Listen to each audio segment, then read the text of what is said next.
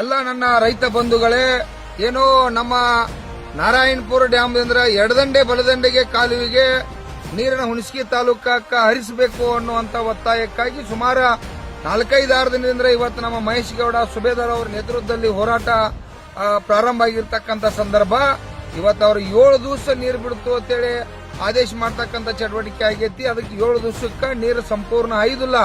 April 15ವರೆಗೆ ಇವತ್ತ ನಾರಾಯಣಪುರ ಡ್ಯಾಂದಿಂದ ಎಡದಂಡೆ ಬಲದಂಡೆ ಕಾಲುವೆಗೆ ನೀರನ್ನು ಹರಿಸಬೇಕು ಅಂತೇಳಿ ಇವತ್ತು ಕರ್ನಾಟಕ ರಾಜ್ಯ ರೈತ ಸಂಘ ಹೋರಾಟ ಕೂಡ ನಿರಂತರವಾಗೈತಿ.